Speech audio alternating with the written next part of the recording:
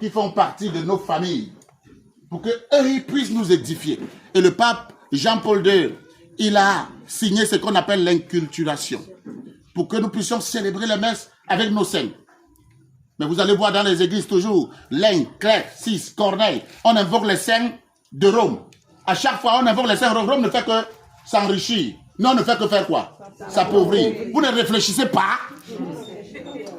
Donc, vous allez enterrer les gens tous les jours, ils vont devenir des fantômes. Pendant que vous pouvez les invoquer, réfléchissez. Réfléchissez, même ceux qui ont fréquenté. Je vous raconte une petite chose, même ceux qui ont fréquenté. Même ceux qui ont fréquenté. On dit que catholique signifie quoi? Catholique, c'est un mot grec.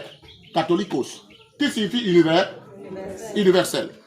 Qui signifie universel? Quand on dit que quelque chose est universel, c'est que cette chose appartient à tout le monde. N'est-ce pas? Donc catholique, le mot catholique signifie pour tous. Écoutez, ouvrez bien les oreilles. C'est français. Il y a les intellectuels parmi vous. Il y a les gens qui sont partis à l'école. Même comme il y a des gens qui sont que quand on célèbre la messe, ils peuvent te faire une petite erreur. Et ils disaient ici que j'ai suivi ça hier. J'ai suivi ça hier. Je vous pose la question, mais c'est nous qui avions créé le français. Mais vous êtes terrible, hein? Mais vous êtes terrible. Est-ce que vous savez que c'est la malédiction? Mais est-ce que vous savez que c'est la malédiction? Tu dis à quelqu'un qui a fait une petite erreur en français, toi tu viens lui rétorquer, c'est ta langue? Bon, attendez, donc on va refuser que le français ne passe plus en Afrique, parce que ça va arriver d'ici peu, le français et l'anglais. Chacun va parler son patois. Vous tous, vous allez devenir des bêtes. Parce que vous dites que vous êtes des intelligents, vous êtes intellectuels, parce que vous parlez le français, parce que vous parlez bien l'anglais. Vous parlez français, vous parlez bien l'anglais. Quand on va enlever ça, vous allez rentrer à zéro, vous serez nuls.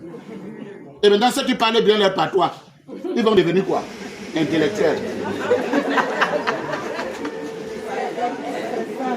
C'est une réalité. C'est une réalité bien aimée dans le Christ. Alors, catholique signifie universel. Catholique signifie universel. Et c'est pour cela que je dis souvent que toutes les églises que vous voyez sont catholiques. Une église qui reçoit tout le monde est catholique. Je dois passer par là pour vous expliquer ce que c'est la sainteté. Hein? Donc vous n'allez pas supporter moi un peu, s'il vous plaît. Parce que c'est très important pour votre foi. C'est très important pour votre engagement. C'est très important pour votre avenir. C'est très important pour votre développement personnel. Catholicos signifie universel. Universel pour tous. Et c'est pour cela que l'EPC, quand l'EPC fait le credo,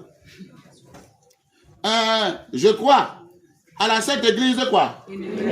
Universelle. Si tu dis que, je crois à la Sainte Église catholique, tu dis, je ne suis pas catholique.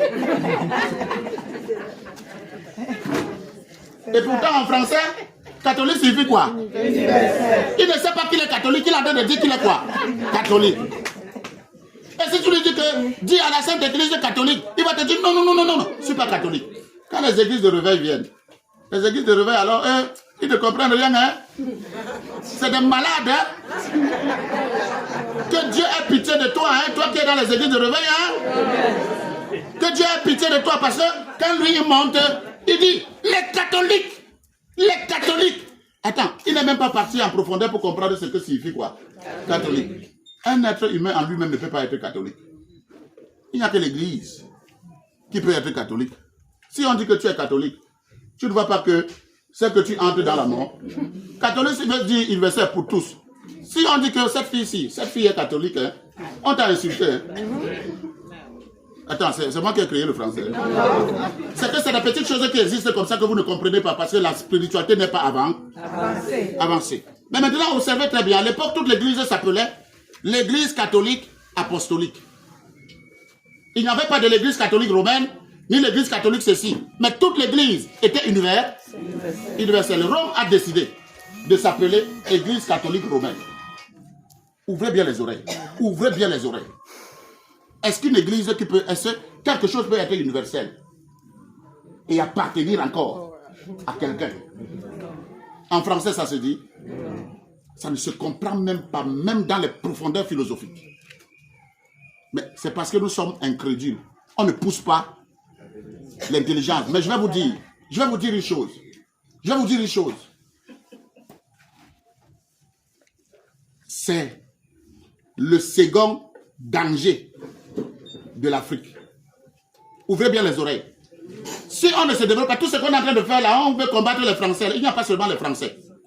Le deuxième à combattre, je ne prononce pas son nom, parce que je ne veux pas les problèmes. Mais je suis en train de vous enseigner.